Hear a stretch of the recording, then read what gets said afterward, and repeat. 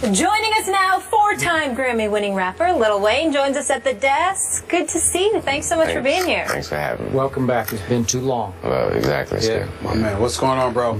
How you doing, Steve? Good. All right, man. I actually requested to come here. Did you? Thank you. Yes, I told Cortez, I was like, I need to get back. We're happy to have you. I got to start with some. I only got one request, Lil Wayne. What's that? I need you to speak up because I can barely hear you. That's all I ask. I got you. That's all brother. I ask. I got you. All right. You sound like I got to hear what you're saying to make sure that you ain't agreeing with Skip too much. I got to hear what you're saying. I He got doesn't you. want you getting contaminated. I got you.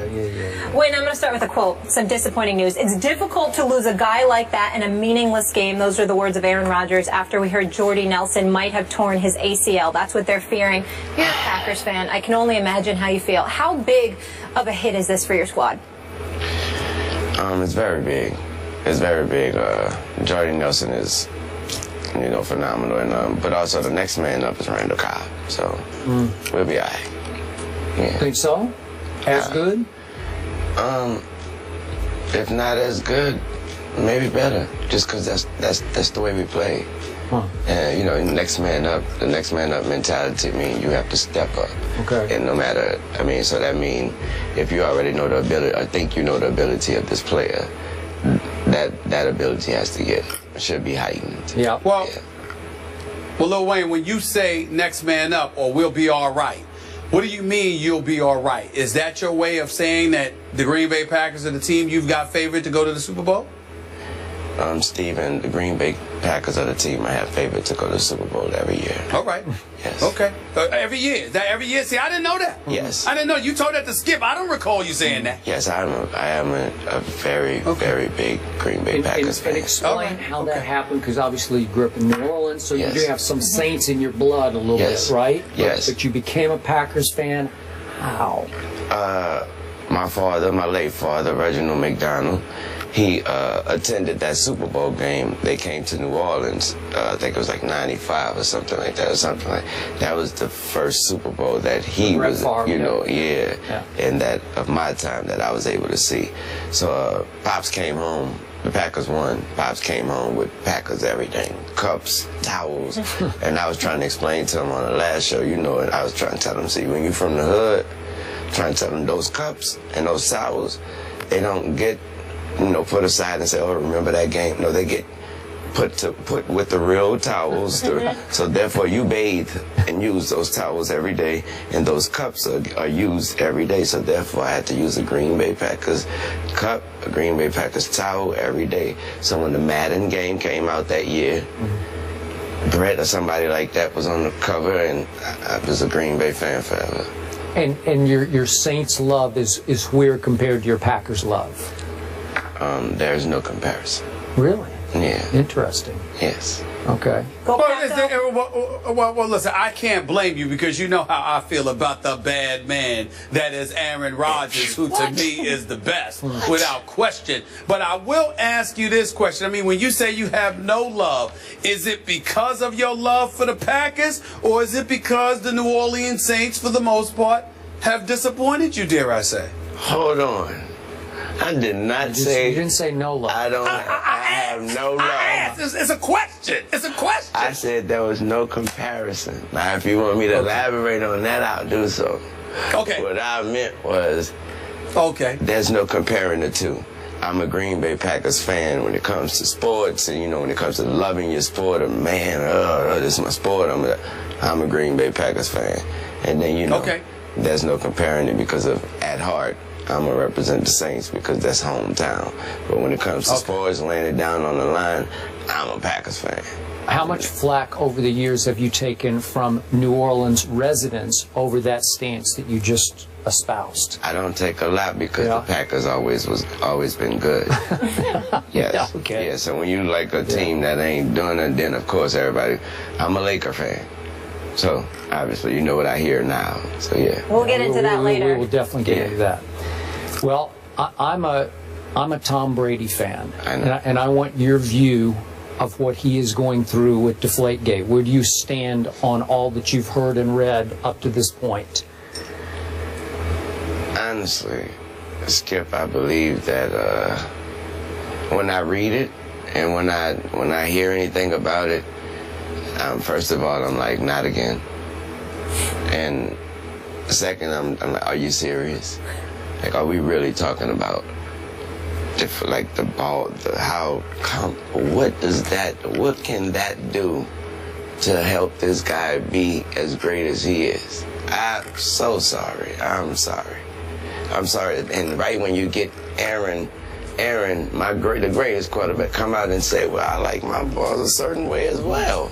He likes his overinflated. Yes, yeah. I'm like, is this really a problem? Something that we should be talking about. So you think it's a bad look for the NFL? It's 2015.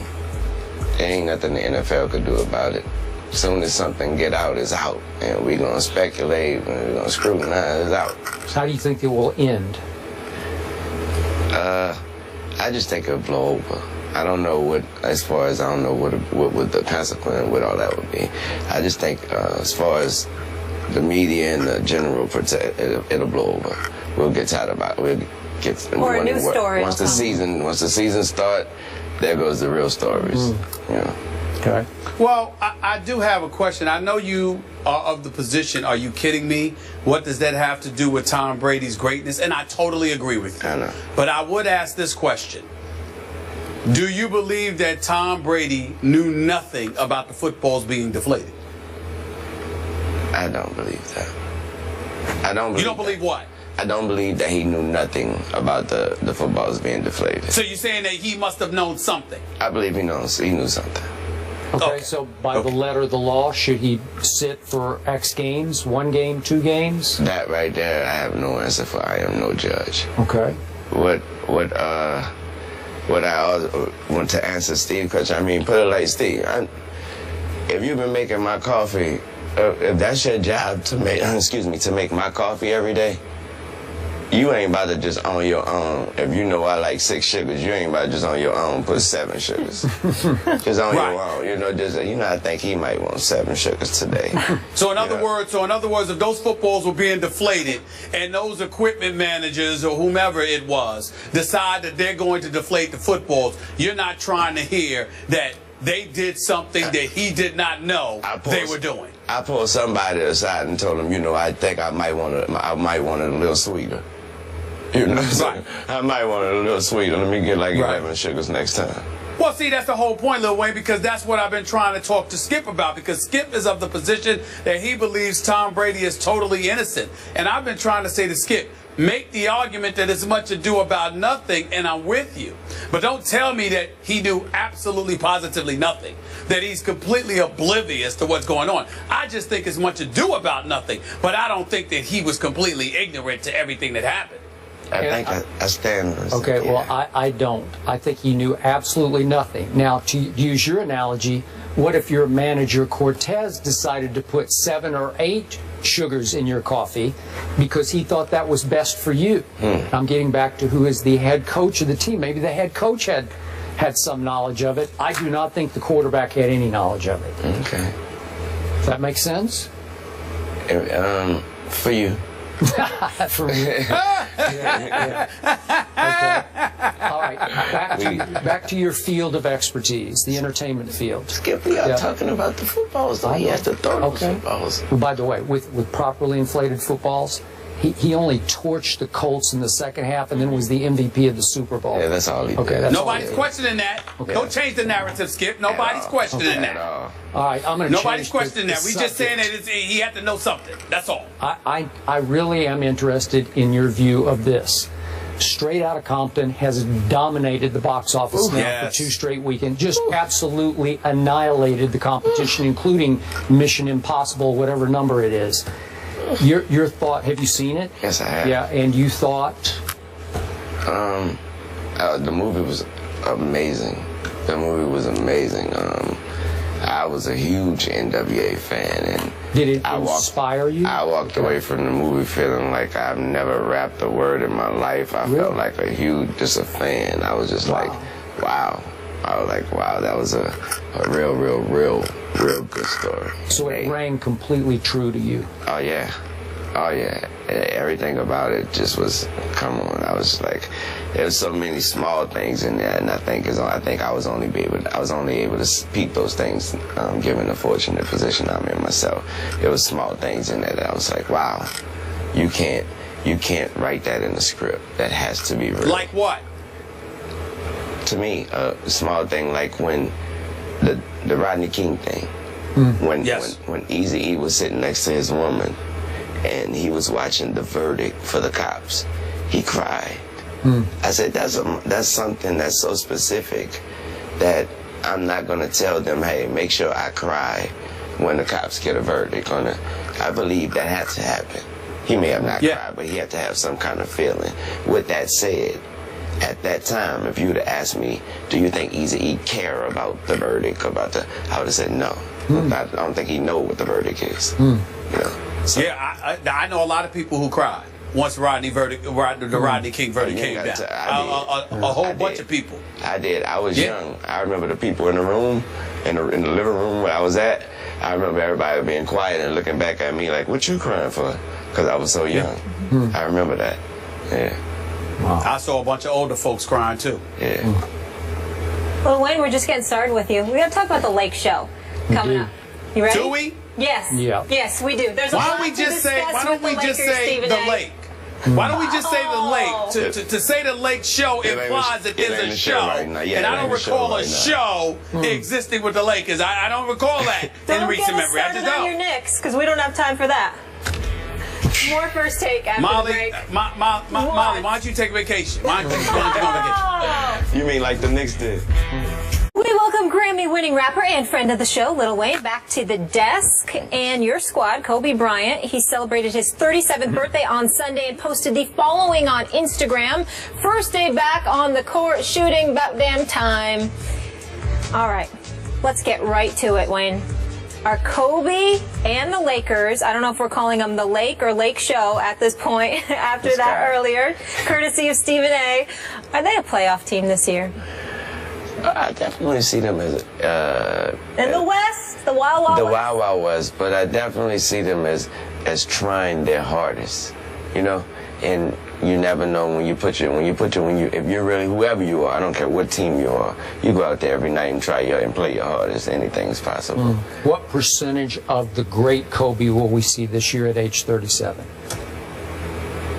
I'm not sure what percentage of the quote-unquote great Kobe we will see, but I can tell you right now what percentage of Kobe we will see is 100% at all times. Let me ask you a question. Yes, sir. When are people going to stop lying to the public and lying to themselves by telling folks, as long as you play hard, anything's possible? Is it possible for the Sacramento Kings to win the championship? Really? Is it? How about I don't know. Pick what? How about the Minnesota Timberwolves? Is it possible for them to win the ring this year? Really? I mean, could we stop with the nonsense, Lil Wayne? I mean, could you stop sitting up there? Listen, let's not lie to the viewing public in the nation, okay? You know, listen, everything ain't possible. You understand? I mean, look, hey, Skip, I like football. Can I go out there and throw and be a quarterback in the NFL if I work really hard? Hell no, I can't do it, okay? You just can't, everybody can't do everything. Let me answer the question again, Mr. Go ahead, Lil Wayne. Go ahead. Do I see the Lakers being a playoff team this year? Yes, I do. Thank you for clarifying that. I do. Not because if they play hard enough, and not because they have Kobe Bryant and they have players on the team that's ready to win and ready to play. And anything's possible, Mr. Smith. I will consider. Whoa. Don't say anything. See, you were doing fine until you threw in anything. Okay. Here's the thing: if Kobe Bryant is 100%, and if Kobe Bryant can play at a level we saw him playing at a couple of years ago, because even everybody's looking at the fact that his 20th year in the league, they're not looking at the fact that he pretty much has been going the last 2 years. So that wear and tear on his body hasn't been taking place the last couple of years. Exactly. So if Kobe Bryant can do what we've seen him do, I agree with you. But it will take that in order for them to make the playoffs in the Western Conference. It will take Kobe being great. Being good ain't good enough. Exactly. He's going to have to be great for the Lakers to get to the playoffs. Okay, now, with that said, I wouldn't say you go tell him that. I wouldn't go say I go tell him that. I already know who's telling him that. That person he wakes up and see every morning in that mirror. Okay. And you're always great on not. this. Yeah, I hear you. What'd you say? I would love to see that. I said I hope not, because that's only due to my my social life. I don't want to be in San Antonio and Cleveland and you. I mean, give me some other city other than one. I mean, one of them need to be out. Not both. For Miami, even though San Antonio is a better travel option than Oklahoma City. I didn't even think about it like that. So you're right. We're focused on the game over here. Yeah. Okay. Exactly. You've always been great about this. Project one of the rookies to be the best. Who of that group, Jaleel and Towns, and we could go down the list. You've always had a good view, a deep view of, do you see one of those kids you think will end up being a big star? I believe the Towns kid. I believe the Towns kid. I believe it's hard. I believe he has his head right, and I also believe that his natural talent will be. I believe he has the will to be sculpted and to be coached and to be. I think he walk on the court. He walk into somebody. He walk into the locker room. He walk into the practice floor with that. I don't know what I can do, Coach. You show me what I can do. So see, the Timberwolves could win it all next year, right? No, I just told you he could be great. Yeah. He was just teasing, because anything is possible. Yeah. Hey, Stephen A. Anything is not possible. Stop that. You're teasing. You know, I kind of like DeMarcus Cousins. I don't know. DeMarcus I love Cousins. DeMarcus Cousins is the best big man in basketball. You got it. DeMarcus Cousins is the best big man in basketball. It ain't about him. But I didn't need to even say Sacramento. I was actually thinking Minnesota. Okay. Little Wayne, thank you so much for being here with Thanks us. for having We appreciate it. All right, way to go. By the way, Flip Saunders, God bless him. Hope he restores, gets back to 100% health. Yep. But Sam Mitchell needs to be the head coach for that team. Flip Saunders needs to go upstairs and be the president. Fair enough. Just a thought. After the break, USC head coach Steve Sarkisian is in hot water after some comments he made recently. You'll hear what he had to say when we come back. This is First Take.